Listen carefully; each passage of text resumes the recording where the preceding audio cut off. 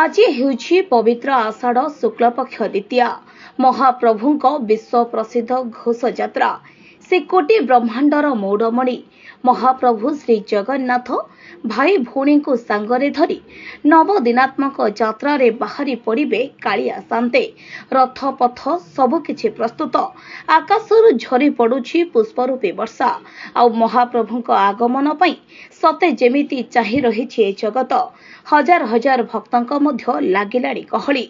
झांझ कीर्तन जय जगन्नाथ ध्वनि रे बड़दाण्ड कंपी उठुछि अनेक भक्त भगवानक विभिन्न स्वरूप बेश होई महाप्रभुंक रथ आगरे नृत्य परिवेशन करी महाप्रभुंक निकटरे निजको संपूर्ण समर्पी देइछन्ते। आज महाप्रभुंक पई पुरी समेत राज्यर प्रत्येक जगन्नाथ मंदिर थिबा स्थान रे के जगह पई अपेक्षा करी रहिछि त के जगह पई नाचुछि।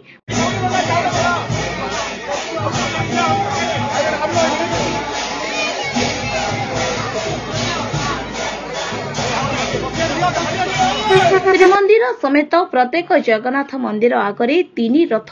आउ सामनारे भिड़ जनद्वार महाबाहुंक प्रत्यक्ष लीला पई चाहि रहिछि समग्र पृथ्वी। सेहिपरि ब्रह्मपुर सहर रे मध्य कालिया शांतेक मानव लीलाखेला घोष यात्रा बड़ धूमधाम रे आध्यात्मिक परिवेश मध्यरे संपन्न हो जाइछे।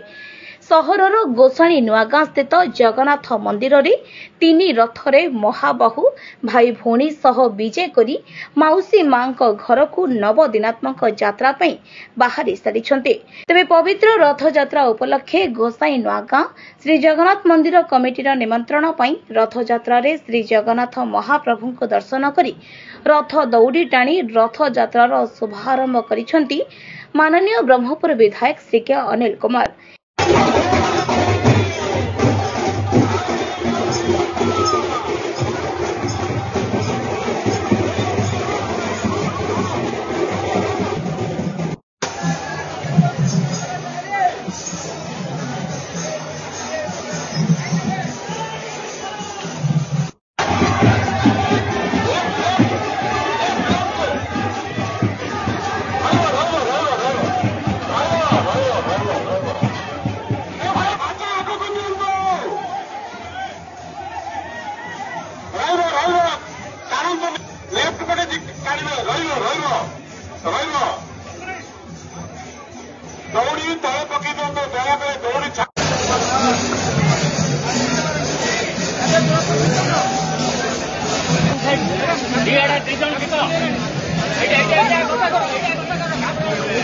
सेहिपरि कोटपेटा छक एवं गंजाम जिला कला परिषद श्री जगन्नाथ मंदिर कमिटीर निमंत्रण पाई रथ यात्रा रे महाप्रभु श्री जगन्नाथ को दर्शन करी रथ दौड़ी टाणी रथ यात्रार शुभारंभ करिसेंते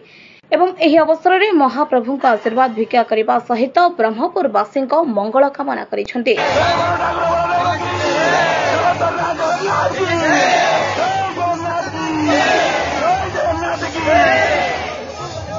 डॉक्टर भगवान गुंतायत सभापति एसएमआईटी आज आपण मन को डाकी कहवार उद्देश्य है सरकार दयारू एसएमआईटी लॉ कॉलेज चलने अनुमति मिली काली ठारू आपण मन को जॉइन करने निवेदन करी जो पिला माने इच्छुक अच्छा जनरल 45% SC ST 40% मार्क्स यदि रखिंट तेणु से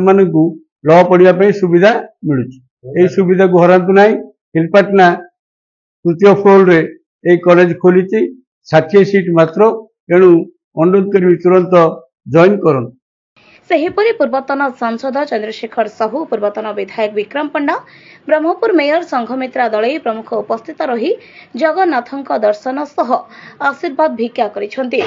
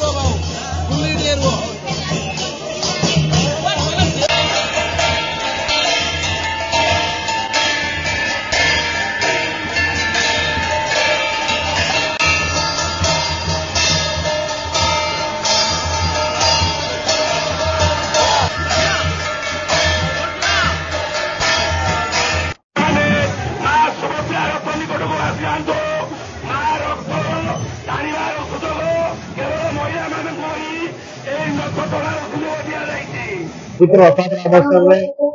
आपण माध्यम सारा ब्रह्मपुर और गंजामवासी को हार्दिक अभिनंदन ज्ञापन कर प्रभु जगन्नाथ बलभद्र और माँ सुभद्रा आशीर्वाद समस्त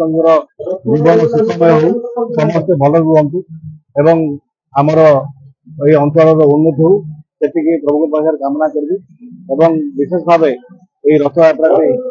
अति आनंदमय हो प्रभु श्रद्धा जोग देते प्रभु आशीर्वाद पाइबापी माँ आशीर्वाद पाइबापी ये श्रद्धा भिड़ मत जमी रथ यात्रा भाग नहीं आम अत्यंत आनंद अनुभूत करूँ। मो ना श्वेत प्रज्ञा पट्टनायक विजु महिला जनता दल टाउन बीजेपी वर्षर प्रतीक्षा पर ठाकुर आज अणसर सारिकी रथ को आसिले भावग्राही भाव समस्ते जे विमोहित हेले माने से सुख जी ये अच्छी से ही कहीपर से ही वर्णना कर आज जे माने बखाणिया बाहर जदिओ कि भावग्राही भाव जे किए विचलित न हो क्या मन को जो विचलित न कर कहवाक नहीं तीन ठाकुर को रथरे देखिकी आज आम मैंने बहुत आनंदर सहित आज एवं फेरू घर को। ब्रह्मपुर गोपाल कृष्ण रेड्डी रिपोर्ट गंजाम।